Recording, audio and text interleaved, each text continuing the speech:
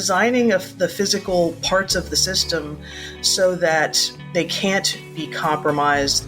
It requires a change of mindset, a change in thinking.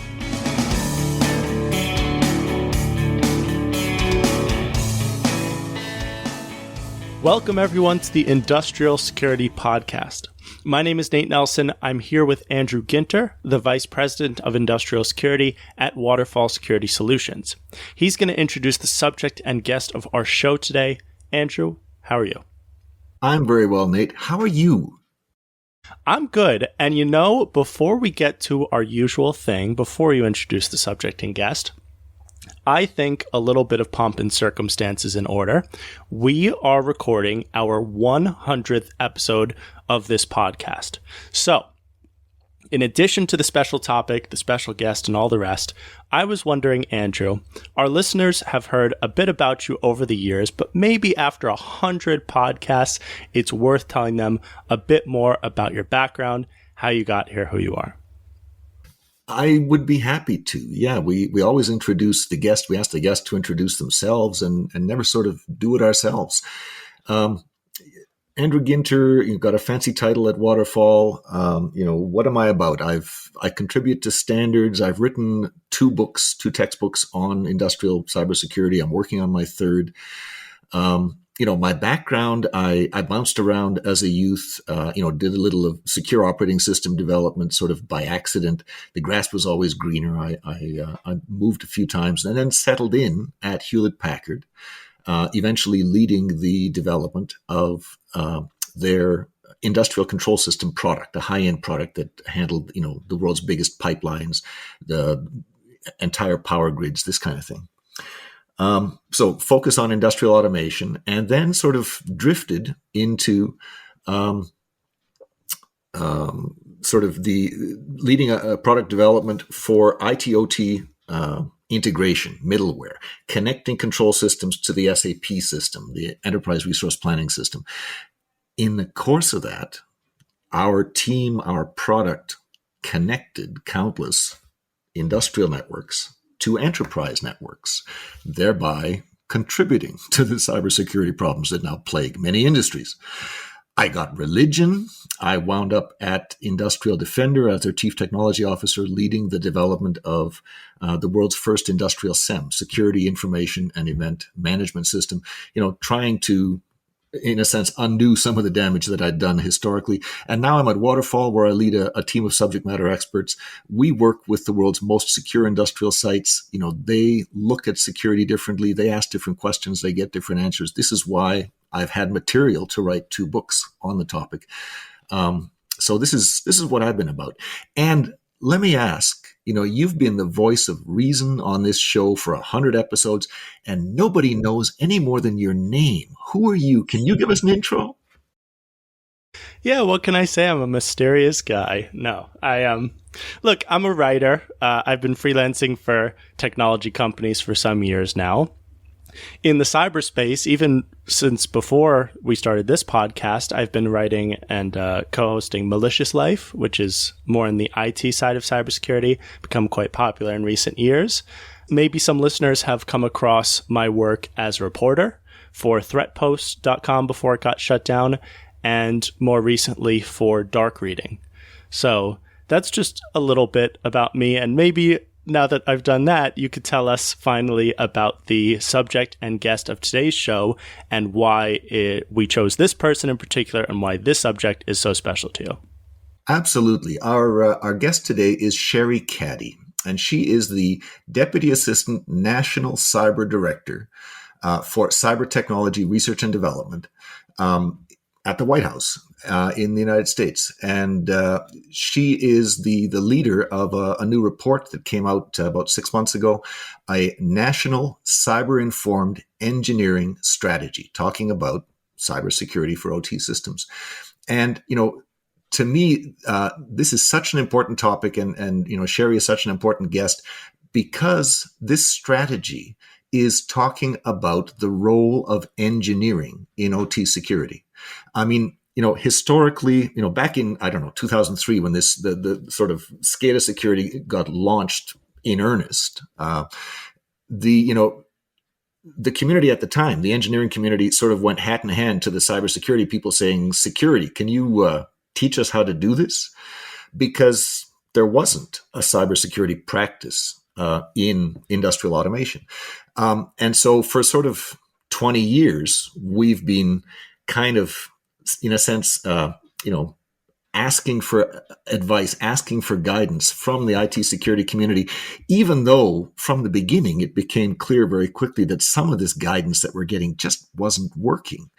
And really, in the last 3, 4, 5 years, the community has realized that the engineering discipline has powerful tools to manage cybersecurity, to manage cyber risk, rather, in addition to cybersecurity. Engineering tools like, I've given an example on previous episodes, like, an overpressure valve, a spring-loaded valve to prevent a boiler exploding because, someone has manipulated the PLC controlling the furnace below the boiler.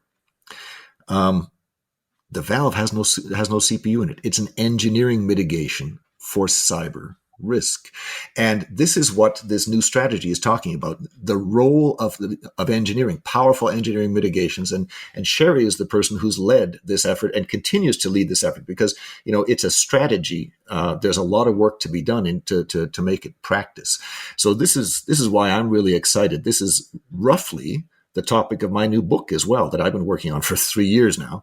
And so I'm very excited to have Cheri as our guest on the 100th episode. Then without further ado, let's do this for the 100th time. Here's your conversation with Cheri. Hello, Cheri, and thank you for joining us. Before we get started, could you, say a few words about yourself and about the good work that you're doing at the Office of the National Cyber Director? Thanks, Andrew. I am delighted to be back working at the White House on the National Cyber Mission with the newly formed Office of the National Cyber Director. It was created last year. We're about 18 months old at this point, recognizing that cybersecurity is such a critical part of our critical infrastructure. Everything we do is becoming digitized and connected, and the need for more national ability, capability, and attention on this is really critical. So I've been in the office for 6 months, but prior to that, I spent 2 years at the Department of Energy working with the national labs on quite a bit of cybersecurity research and development projects, again, all to the point of helping increase protections for our domestic critical infrastructure. And prior to that, I spent quite a number of years in the intelligence community and other parts of government working on cybersecurity issues, everything from technical standards to working with industry partners across multiple critical infrastructure sectors on really working on critical problems in cybersecurity, understanding that most of the hard problems in cyber are really joint problems that neither government nor industry can solve by themselves, but really need to work together to make progress on what are shared problems that are part of our shared infrastructure. Our topic is the National Cyber-Informed Engineering Strategy. What is the strategy? It's about OT cybersecurity. Can you tell us about it? The National Cyber-Informed Engineering Strategy was directed by Congress in the 2020 National Defense Authorization Act. And it was intended to really bring better focus on cybersecurity for operational technology and control systems. And it recognizes that these are very different from information technology systems. And in particular, they're different in that the folks running them are engineers, not IT people. And so we really wanted to bring national focus to increasing the cyber training, resources, tooling, and body of work available to engineers as they design, build, and operate these physical systems, control systems through operational technology how can we give this different group the body of work that they need to do their job better, to really think about security in a foundational way as they do their jobs. How can we, as I like to say, increase the recommended daily allowance of cybersecurity for engineers? So we've thought about 5 different pillars for the strategy, 5 different focus areas, including and starting with, of course, awareness. A lot of challenge with cybersecurity is that everybody thinks that it's somebody else's job, and engineers are no different in that respect. And so we want to make them understand that they do have a role in cybersecurity as they design systems and operate them. And looking at then how we can develop the body of training, education, and materials that we can make available to engineers to provide them that educational resources they need to better incorporate cybersecurity into their work. Looking at the R&D opportunities, how we can provide the tools, examples,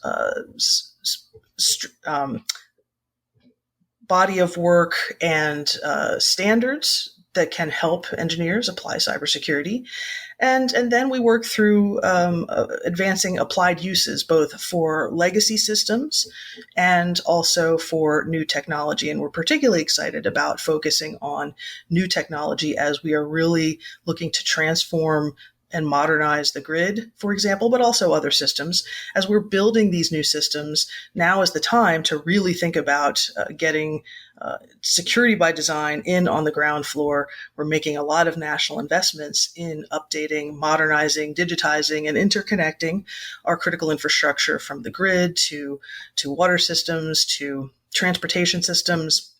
So now is the time to really think about doing that right, so that we can spend more time working on security by design and less time on cyber incidents after the fact. A lot of the research that we've done over the years, and research at the national labs, has found that not only are control systems a unique, increasing target of cyber threats, but they also have unique vulnerabilities that are somewhat different from IT systems.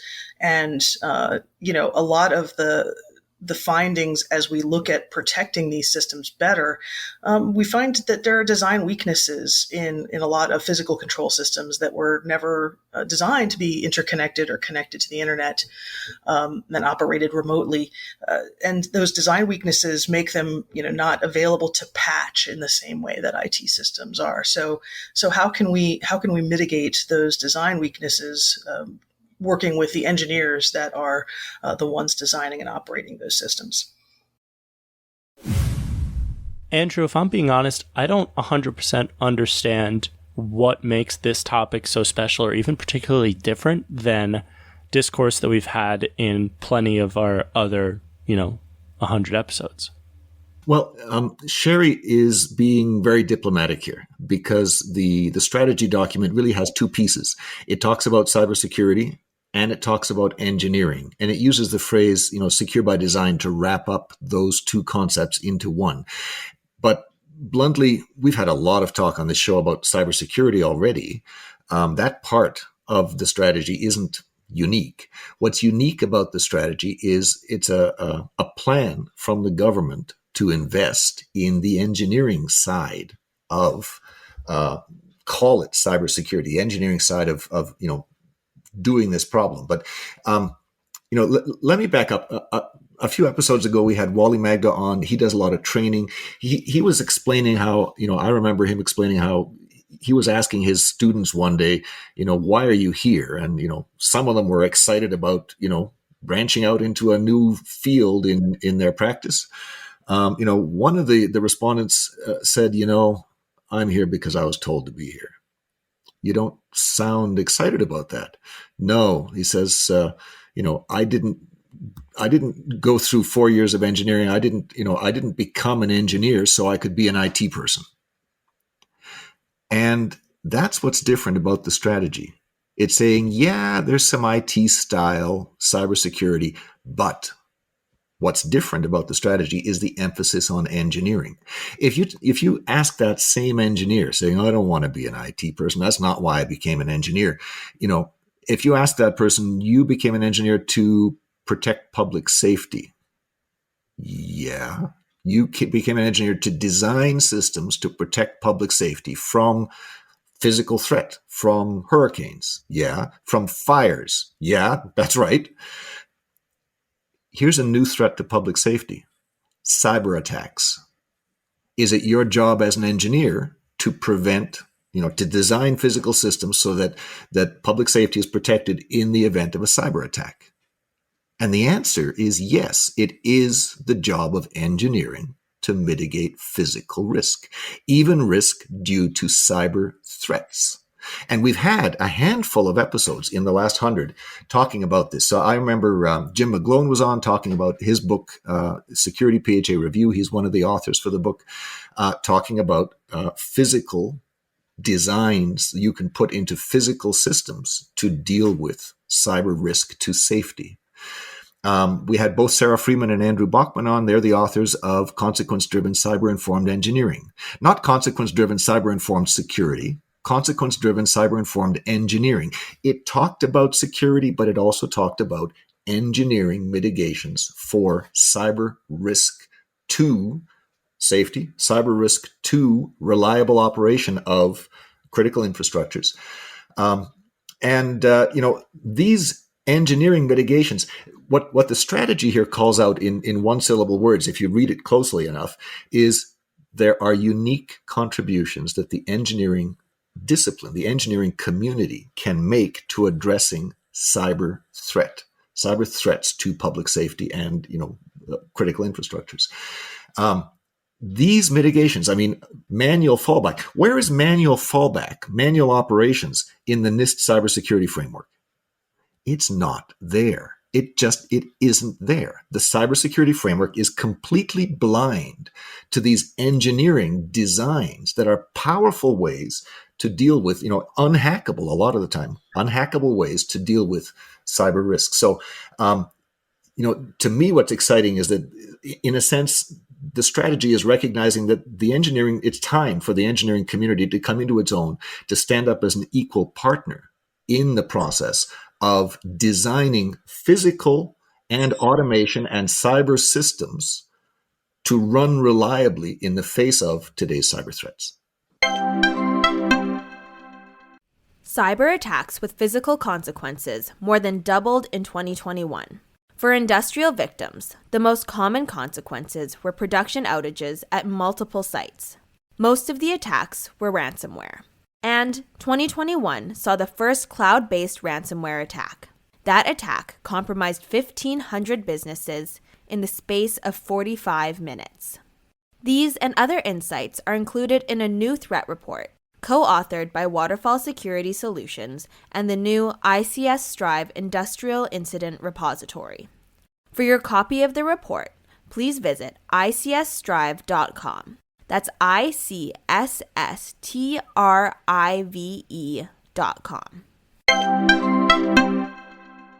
You've said secure by design a couple of times. Now, that, in my experience, means different things to different people. To a lot of people, secure by design means, guys, do the NIST cybersecurity framework. Do it in OT. I know it's hard. I know it's a hard fit some of the time. Do it anyway.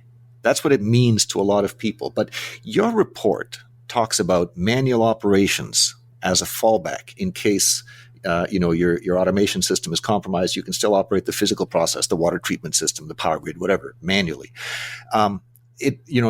Your report gives some examples, sort of a taste of cyber-informed engineering. Another example was, look, the Oldsmar example in the water system. If some hacker gets in there and cranks up the lye concentration to ridiculous levels, I'm sorry, if the pipe between the lye reservoir and the water system is physically so small that you cannot send toxic amounts of lye, an additive, lye is what keeps lead pipes from dissolving and poisoning the population. You need a little bit of it, but if the pipe is physically so small you can't send a toxic amount into the water system, then in a sense it doesn't matter if your control system is compromised. You physically mitigated cyber risk. none of these mitigations exist in the NIST CSF. So when you say secure by design, do you mean apply the NIST CSF to the OT system somehow, or do you mean something different? That's a great question. And, as I'm sure you're aware, the frameworks like the NIST CSF are fantastic, but, they were originally built for IT systems. And, maybe about 75 or 80% of those principles and practices can apply to OT systems, but there is that delta that they're just a little different. And one of the key ways in which OT systems are different is this concept of design weaknesses. And as you indicate, some of the examples are really in physical design, and things like retaining manual modes for certain processes, or as you indicate, designing the physical parts of the system so that they can't be compromised. They simply can't do the malicious things that a bad actor might do. So it requires a change of mindset, a change in thinking as an engineer. If you were the one attacking your system, how would you do it? And understanding your system and where its vulnerabilities, its weaknesses are, how you would attack it, but then understanding that how you would protect against a typical attack. So, as your example indicated, the size of the pipes, or even the size of the reservoir of an additive in a chemical process.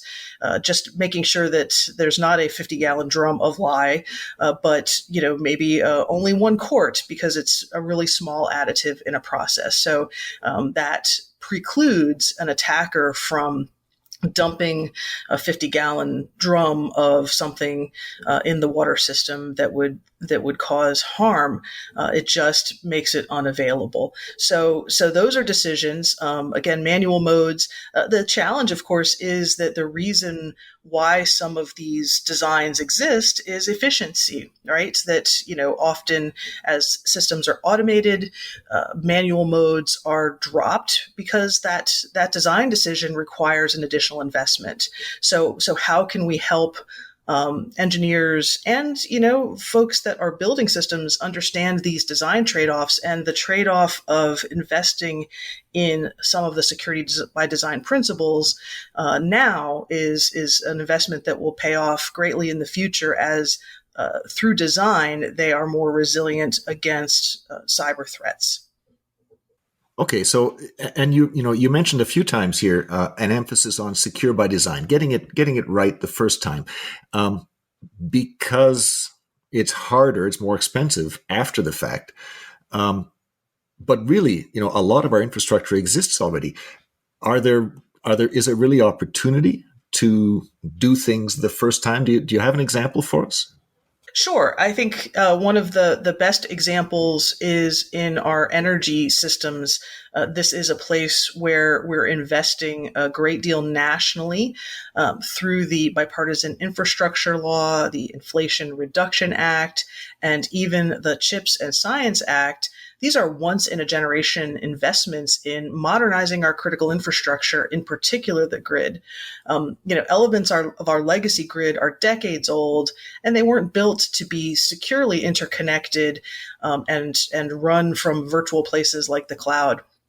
Decarbonizing and automating the grid both generates efficiency and security gains. We can do both concurrently. We must do both concurrently. And to that end, the Office of the National Cyber Director hosted in October an electric vehicle cyber executive forum at the White House. And, this is a real focus for administration policy and the investments and legislation that I cited a moment ago. The electric vehicle ecosystem is a great example of a way we can think about applying cyber-informed engineering as we are building out this national network of electric vehicle charging infrastructure. So we have electric vehicles. We're going to be connecting them via charging infrastructure that is operating in an interconnected way. potentially also touching the financial system if you're paying for charging at a station with your credit card. So how do we think holistically about this entire network and the distributed risks of all of the interconnected pieces, and make sure that we're building it secure by design with all of those components, those stakeholders in mind. So it's a real opportunity to think strategically about security by design as we're building something brand new, because we want it to be secure and resilient for the long haul. And of course, our return on investment is great for systems like the EV charging infrastructure that has a longer life cycle than, for example, an IT system. So Cheri's talking about industries that are developing, transforming, and can really use this approach to good use. But Andrew, in your experience, is this really a new way of thinking for new industries, or have there already been some parties, organizations, thought leaders in the space who are doing this sort of engineering security crossover? Well, again, Security PHA Review came out a couple of years ago. People have been talking about this very recently, but elements of this, the engineering profession has been doing for decades. I mean, safety engineering is a mature discipline. It's 30 years old. The job is to protect worker safety, to protect public safety from physical threats, like, designing rail systems so that trains don't collide. This is something that people have been doing for a very long time. Automation engineering, protection engineering is also a mature discipline, designing systems to operate as close to 100% uptime as practical, to prevent, designing systems to prevent damage to to expensive equipment. These are mature disciplines. People have been doing this stuff independent of cybersecurity. What's new is that they've been doing this, without even consulting the cyber people, and vice versa. When you're designing a security system and you're saying, oh, well, worst case consequence of compromise is the boiler blows up. It can't. There's overpressure valves on there. There are. These people have to talk to each other if they want to understand the risk. Or, the security engineer is saying, well, we don't need to protect, against the furnace malfunction or we don't need to protect against it as aggressively because you've got physical safeties in place. Not on that boiler, actually. These people, they need to talk to each other, and that is not what's happening. Or, it is happening, but it's ad hoc. There is no discipline. Nobody has said systematically, when you design a cybersecurity system for physical operations, when you design physical operations that are automated, and they all are, you have to talk to each other, people. These are the topics you have to talk about. This is the knowledge that you have to bring into the room. Nobody has documented this. Nobody's doing it systematically, and that's what the strategy is about. This is what I'm, been trying to document in my new book. This is the new book is pulling this all together. So this is all good, but when I read the CIE strategy, what sprung out at me was sort of, for the first time ever, I've seen a widely read document talk about engineering grade cybersecurity, and what does that mean? Let me give you sort of a counter example. If we had a bridge, and the design engineer for the bridge, said there's a cyber threat to the bridge. We're going to mitigate that threat with, the NIST CSF, detect, respond, and recover. We hope that we can detect cyber attacks before they cause, unacceptable consequences, the bridge collapsing. We hope that our incident response teams can be scrambled fast enough to respond to the attacks we've detected before there's physical consequences. We hope that those teams can interrupt the attack, or if not, recover fast enough from the attack so that there's not unacceptable physical consequences. I'm not sure any of us would be very happy driving across a bridge if we knew that the design engineer hoped that the bridge would stand up to the specified load for the specified number of years, in the face of a cyber threat. Hope is not what most people understand as good engineering. And, what excited me about the CIE was that for the first time I've seen in writing from, an authoritative source, you folks, a discussion of engineering grade protections from, mitigations for cyber risk. Is that, in a sense, is that what you intended, or am I reading stuff into here that's not there? No, I think that's a really good way of looking at it. As you note, engineering is a discipline with a lot of empirical rigor, and cybersecurity can be a little bit hard to contain. So I do think that we are really looking at, when we think about developing both research and tools to implement cyber-informed engineering in engineering situations, we are looking to build that kind of rigor into engineered systems. There's a long road to get from here to there, but that is the intent. It is to really come up with an optimal blend of both. Engineering has a lot of great aspects to the engineering disciplines, in training and approach to design and problem solving, and cybersecurity is something that we want to apply with that same rigor in engineering disciplines. So I think it's evolving, but I think that is the ultimate goal. We think about, really at a strategic level, our goal is to engender a culture of security and engineering that matches up to the culture of safety that is longstanding. Now, when I've looked at the strategy and at some of the examples you've given, it seems to me that if we're talking about engineering grade ways to address cyber threats to physical operations, cyber threats to public safety, it seems to me that safety engineering plays a role. The size of the pipe, the size of the reservoir. It seems to me that, and the safety engineering discipline is mature. It's been around for 30 years now. Protection engineering in the power grid is a mature discipline. It's focused mostly on protective relays and designing the power grid and the protective relay system to prevent long-lasting damage to equipment in the power grid. Automation engineering is a mature discipline. Network engineering is, elements of it are very old. Some of it is newer. Most of these disciplines have been around for 20, 30 years already. Are we, is the strategy talking about sort of sprinkling a little bit of cybersecurity throughout all of these disciplines? Or, are we talking about a new discipline? Are we talking about a new textbook saying this is the body of knowledge for cyber-informed engineering? What are we looking at as sort of the end game here?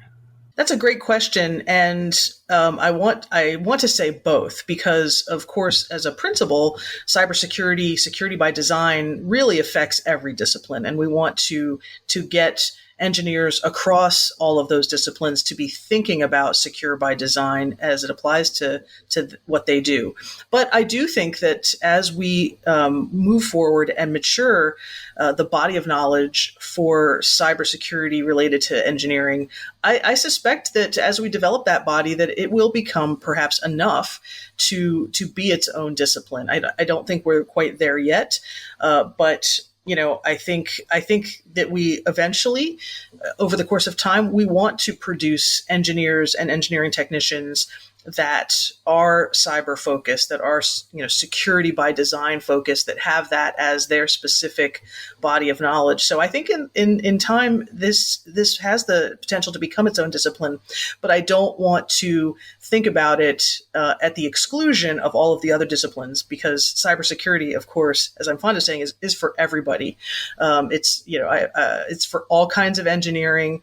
It really is something that, we need to make sure that all of the different disciplines understand the basic principles of cybersecurity and security by design and how it applies to their process, because it does. So I don't want to I don't want to let those existing folks off the hook. So I would say both. Nate, you asked a few minutes ago about how widespread this sort of thinking about the engineering contribution to cybersecurity, how widespread that thinking was.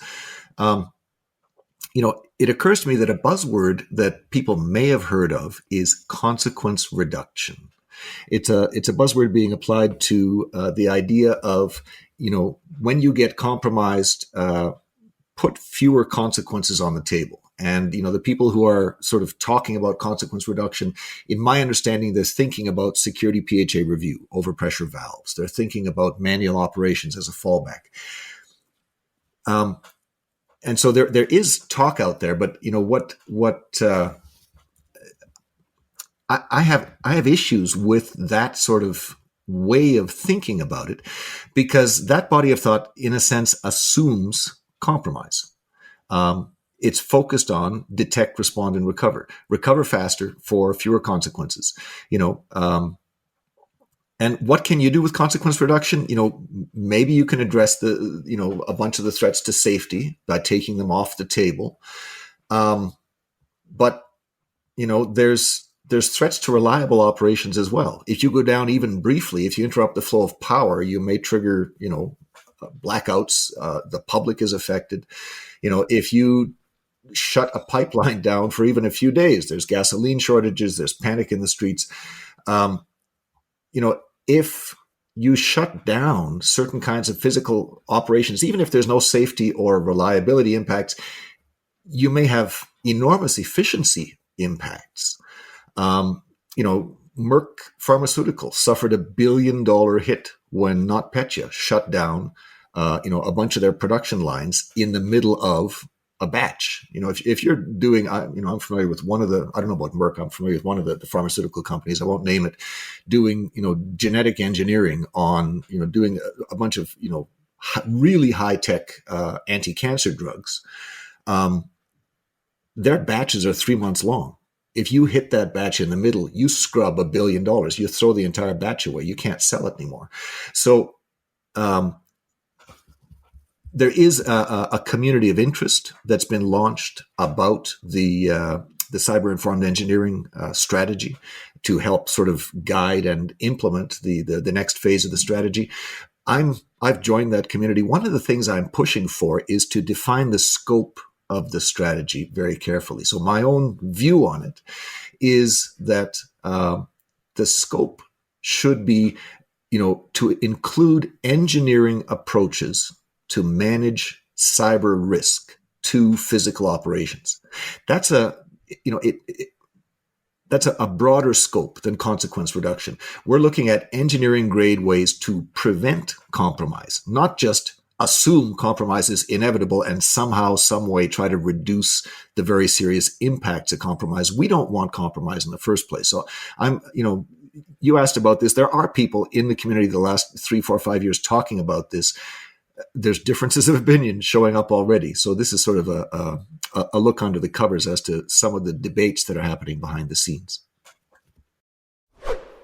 So like I said, I'm very excited by what I see in the strategy so far.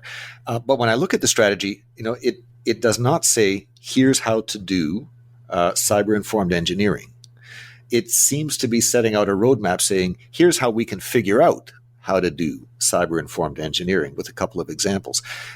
What are the next steps? When are we going to see, when are we going to see a sort of a cyber-informed engineering discipline or textbook, or what are the next steps? That's a great question. And of course, the strategy was published in June of last year, so it's only 6 months old, and it lays out a roadmap for how we can proceed to implementation. And so we're doing a couple of things. The cyber-informed engineering strategy was directed by Congress to the Department of Energy to specifically look at security for the grid. But really, cybersecurity by design, the principles that we're talking about here, the body of knowledge and education that we're working on really applies to all kinds of physical systems and all kinds of engineers. So part of what I'm looking to do in coming to the Office of the National Cyber Director is to really open the aperture for this and make sure that we're developing an implementation roadmap that covers all disciplines of engineers, all types of physical systems, engineered systems, not just energy systems. So that's a key piece going forward. I will say that we are incorporating the principles and actions here in this cyber-informed engineering strategy into our broader national cybersecurity strategy. So that is in draft and will be published soon, and really looking at how we can take the foundational work done in this cyber-informed engineering strategy and apply it in that broader context. So as we think about all engineers, all types of control systems, we are also working on the national cyber workforce strategy. And again, engineers as a group, how we can incorporate that into our workforce strategy. So this kind of cross-cuts some of the broader efforts that the Office of the National Cyber Director is taking on. So we're lifting up, opening the aperture, and looking at how to make this into a more nationally focused effort. That being said, the national labs continue to work on implementation activities within the community. They did recently stand up an ICS or a CIE community of practice was launched in January, just last month, by Idaho National Labs. And that is starting to build the community of interest around cyber-informed engineering and form the community around interested entities in implementing some of the work, both identifying specific activities across these 5 pillars and participating in implementation. And we have been talking to the community quite a bit, both in the development of the strategy, which was built in cooperation with government, the national labs, and industry, but also, and academia, I should say, but also as they participated in the development, also that broader community, increasing the size of that community as we think about implementation. So we have a number of universities, certainly University of Texas, San Antonio, Auburn University, Boise State University, for example, that are already working on fielding cyber-informed engineering classes, looking at how they can provide specific educational activities related to CIE. We have asset owners and manufacturers that are working on how they can implement cyber-informed engineering. So we have a number of efforts underway individually as we've been promoting awareness of this new approach and strategy, and we expect to see more of that. So we're in process of developing a broader implementation strategy as we've lifted this up and opened the aperture to a more national level. Well, thank you, Cheri. This has been tremendous. As I said, I'm keenly interested in this emerging discipline. Before we let you go, is there a thought you'd like to leave with our listeners? Yes, I think it's a great time to start thinking about this strategy now that it's been published, and we're moving to organize national and even international implementation against these 5 pillars. We're certainly going to be highlighting this in the forthcoming National Cybersecurity Strategy and the forthcoming National Cyber Workforce Strategy. So we're building that interest, building the coalition of the willing who want to work to advance the principles here that we're laying out. So I would say watch this space for more information about how to join, how to be a part of this, how to start to become part of the defining what specific things we would like to achieve as a community, and how you can be involved if you're so interested. And as we're building things at the national context, that's to be determined.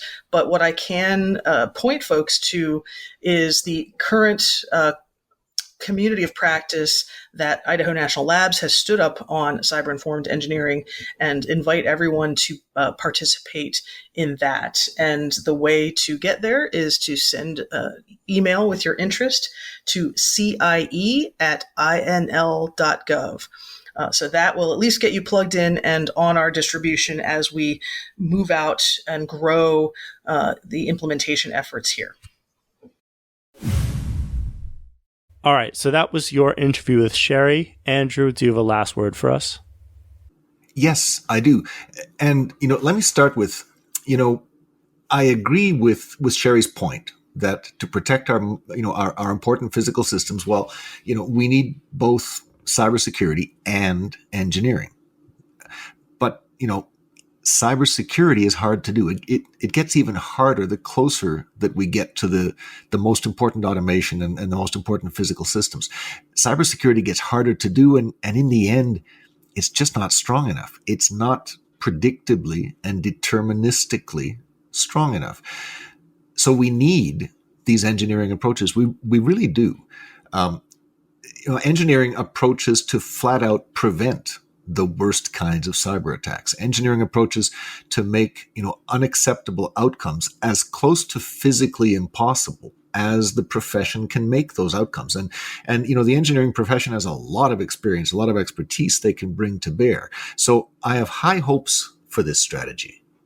Well, since it's been 100 episodes, I figure it's worth maybe pausing before we conclude here to reflect a little bit. Andrew, I can still remember getting a call about doing an industrial security podcast all the way back in, I believe, 2018. I was recruited for my having already worked on an IT podcast, but I remember thinking, I don't know a single thing about industrial systems security. You called me the voice of reason in this intro. I would consider it more like a voice of ignorance, but little did I know that was exactly what it was called for. You being the expert and me sort of asking the questions along the way. It's been a long time since I hurriedly read your black book and your red book to get some semblance of what all this stuff means. And after 100 episodes, I can confidently say that I still don't know that much about this field, but I definitely know more than when we started. Yeah, well, that's true universally. I mean, I think you underrate your role when I hear, many times have had feedback saying, I especially like your co-host. He asks good questions. He asks the questions I would have asked. So, you are the voice of the audience here. So this is a good thing. You've got an important role. And to your point about 100 episodes, there's a lot to learn. I'm surprised we made it to 100 episodes. Bluntly, when we started, I didn't know there was that much to learn. I said, let's show the world a few faces of the elephant. Well, there's a lot of faces of the elephant. I measure the success of an episode by whether I learn something, and I have learned something every episode. So it's been a really humbling process to have this many experts come in and show us stuff that bluntly I didn't know, and I'm grateful for having heard about and having learned. Well, thank you to Cheri for coming on this special episode with us, and Andrew, as always, of course, thanks for speaking with me. And as always, thank you, Nate. Thank you for making this happen. And usually at this point I say thanks to the listeners, but this time I really mean it. Not just for listening, but for engaging with us on social media and with you at conferences. Some of our listeners have been guests on this show, so it really does feel like a community to me. Thank you to everybody listening. This has been the 100th episode of the Industrial Security Podcast from Waterfall.